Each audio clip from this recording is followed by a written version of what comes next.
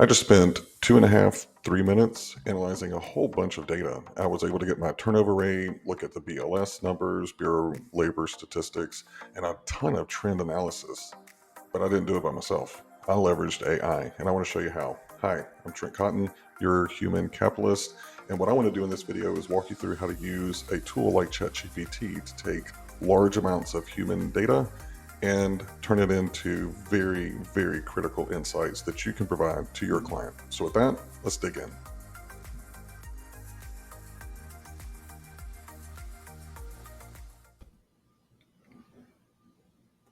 All right, I'm a data guy, minor with statistics and finance. I love data. I can spend hours in it analyzing and chasing all kinds of rabbit holes. But unfortunately, a lot of times in my position, I don't have the time, I don't have the energy, and I don't have the focus to really do it right. So let's see if ChatGPT can help us. What I did is I just created a dummy file of 500 employees with some basic information that we would pull out of an HRIS.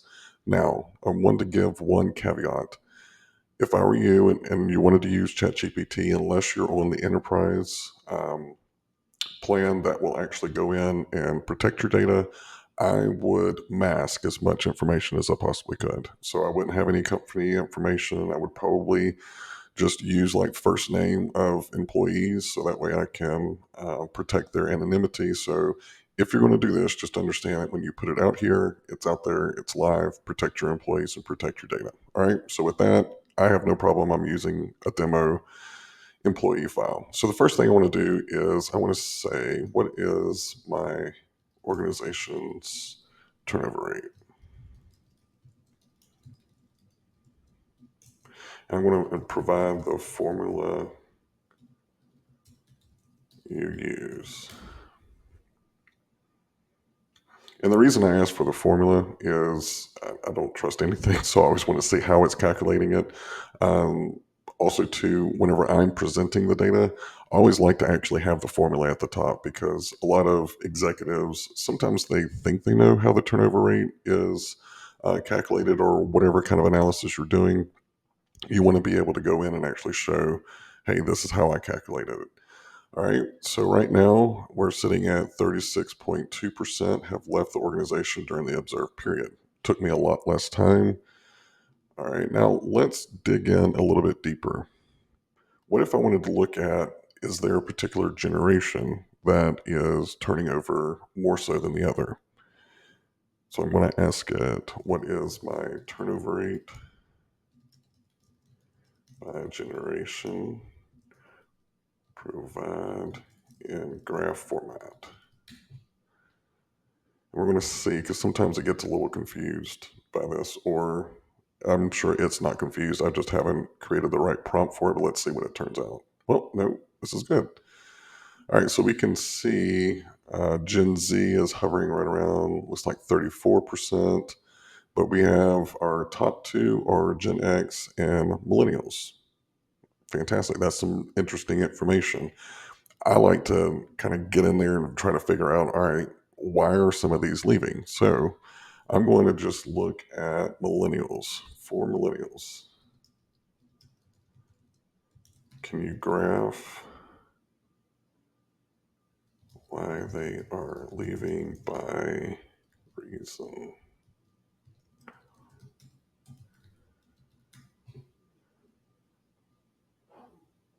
It's always amazing to me how quickly I forget how to spell whenever I'm typing on camera. All right.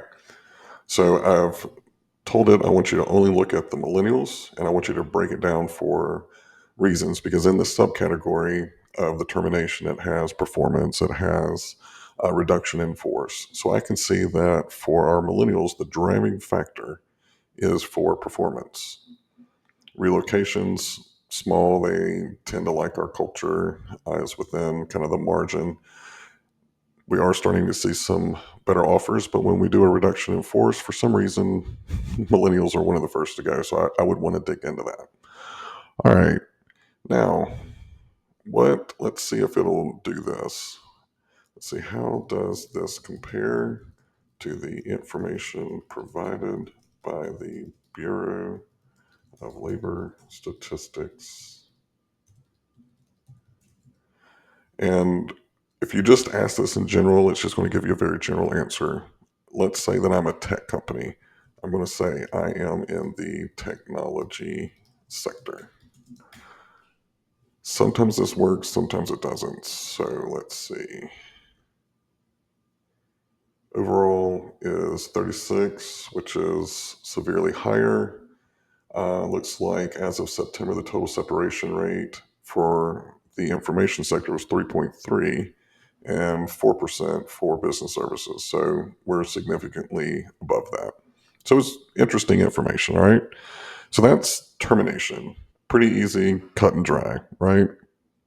Now, I want to go in a little bit deeper and say, let's see, for the organization,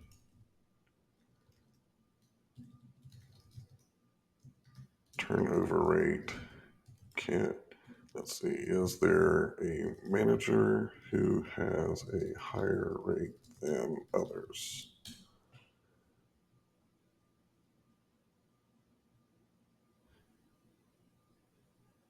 So no manager, executive managers, general managers.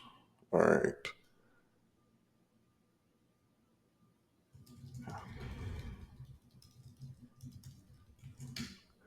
I don't know if I put a reporting manager in the file or not. We'll see. All right, doesn't have it in there. But imagine if in the data you had the employee name and who they reported to, you'd be able to go in and actually determine are there managers whose rates are higher than their peers. And then you can go in one step further and say, okay, I want you to break down by that manager and zero in on John Smith as a manager and say, give me the percentage of subcategories. So was it performance, reduction in force, etc., by this manager? So if the rate is higher for John Smith, and I noticed that 60% of the terminations were a reduction in force, that's not necessarily John Smith's fault, right? But if it is performance, then as a coach, I'm going to want to go in and say, okay, let's talk about what's going on in your organization. You know, are you coaching correctly? Are you monitoring correctly? Are you hiring correctly? So just this is a fantastic way of just peeling back the onion and figuring out where do you need to spend your time in addressing some of the key metrics. All right, let's go into and let's just look at generationally how is our organization spread. Let's see, can provide a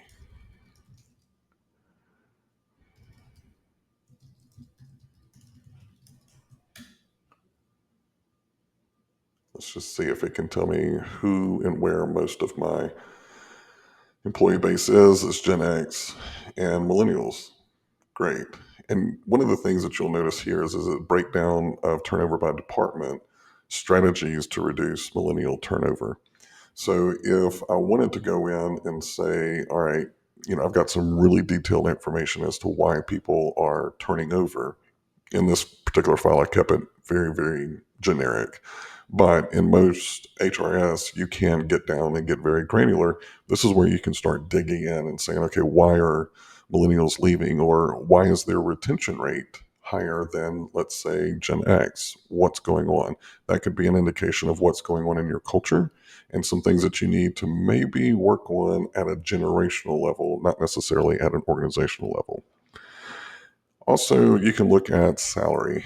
So I want to look at, let's see, graph the average salary by department. Let's see what it looks like. Of course, it's going to take its time. It's going through 500 records. Department column. Okay. Let's see, can you do it by location?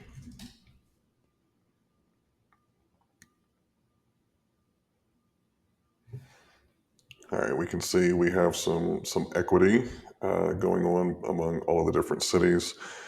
Now, if you're an HR professional, you and I both know that it's not going to look like this. I got AI to create the data for me, so it's going to make sure that it's all fairly equal, but you can kind of see where we're going. Now, I want to compare salaries by location and generation. So let's see what it provides us.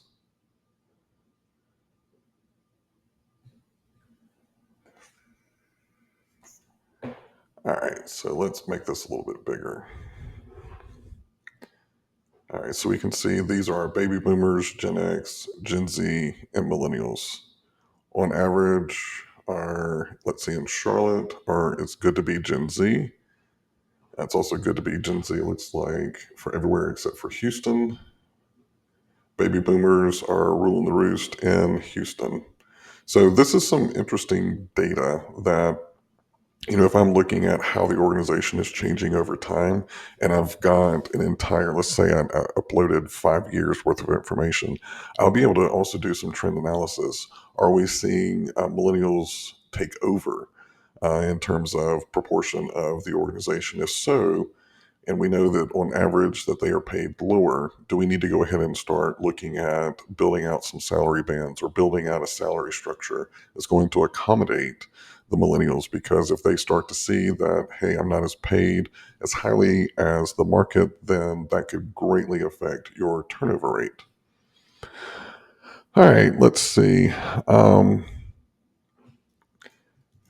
this is something else. Any other trends in the data I should know about?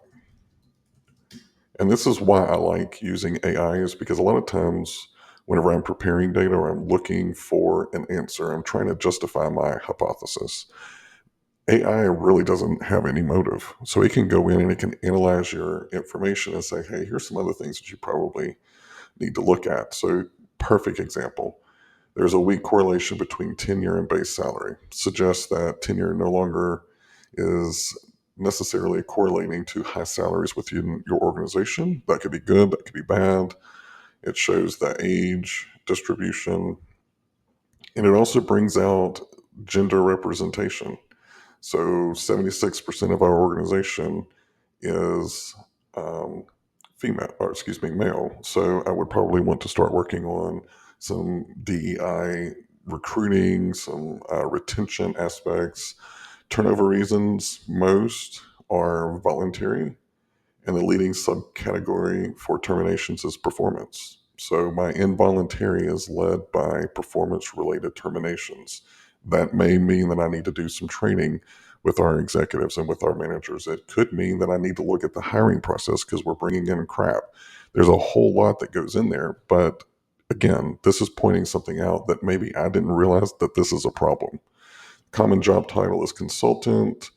There's no strong key numerical attributes indicating these factors do not strongly predict each other within the data set. And basically, that means that everything seems to be kind of equal, which again, I got AI to help me build this out in a normal environment or with your own data. You'll probably see some different insights that come out. So I hope that that helps for anyone that spends a lot of time in data, or maybe you're just not good at data. You don't like it; it exhausts you.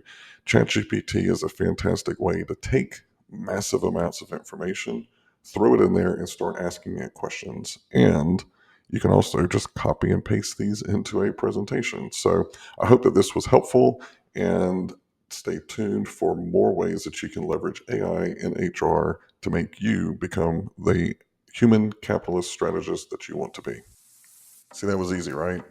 It amazes me how many times I talk to HR professionals and they are absolutely freaked out to try anything AI. They think it's the big blue monster. There's no need for that. As you can see, going in, playing around, there's nothing that you can break. In fact, you're probably going to spend less time analyzing and more time strategizing, which is what human capitalists want to do. I hope you enjoyed this video, and if you did, please like, share, and subscribe. And if you think that this may benefit someone else that you know in the industry, be sure to share the link.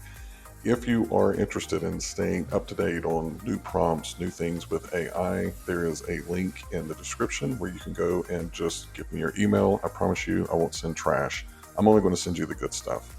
I hope that you enjoyed the video and have a fantastic time testing out how you can leverage AI to be your data scientist. I'm Trent Cotton, your human capitalist. Thanks for watching.